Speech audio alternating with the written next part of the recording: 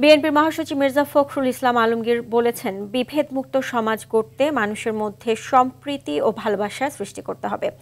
দুপুরে ঠাকুরগাঁওয়ের Saint mother Teresa স্কুলে এক অভ্যর্থনা অনুষ্ঠানে প্রধান অতিথির বক্তব্যে এই মন্তব্য করেন তিনি। এ সময় বিএনপি মহাসচিবকে সম্মাননার স্মারক তুলে দেন স্কুলের শিক্ষকরা। বিকেলে সদর উপজেলার বরগাঁও ইউনিয়নে 3টি গণসংযোগ কর্মসূচিতে যোগ দেবেন তিনি। দর্শক, এ বিষয়ে আরও জানাতে ঠাকুরগাঁও থেকে সরাসরি যুক্ত হচ্ছে সহকর্মী সোহেল পারভেজ। সোহেল,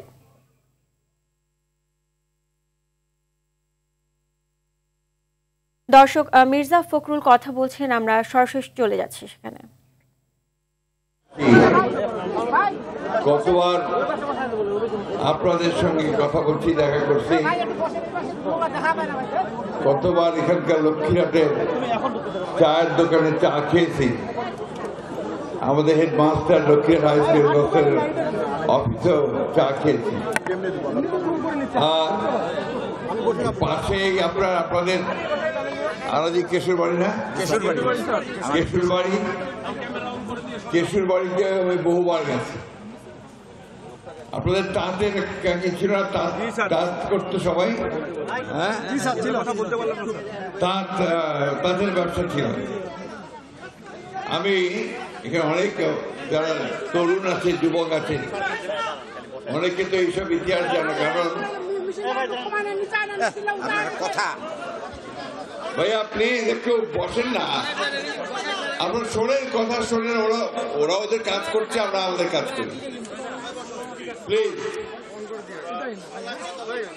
তো আপনার আমি তখন শুধুমাত্র পৌরসভার চেয়ারম্যান আর 91 সাল নির্বাচনে দাঁড়াইছি।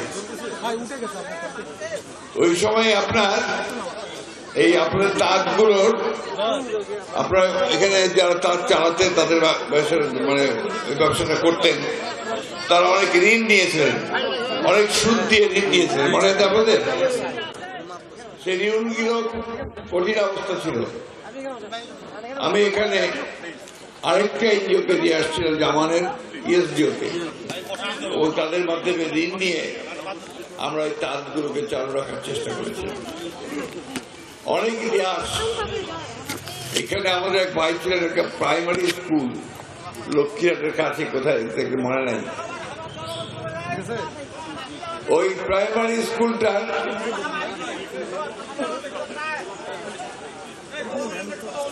প্রাইমারি স্কুলটাকে গড়ে তোলার ব্যাপারেও আমরা অনেক কাজ করছি। এখানে আপনাদের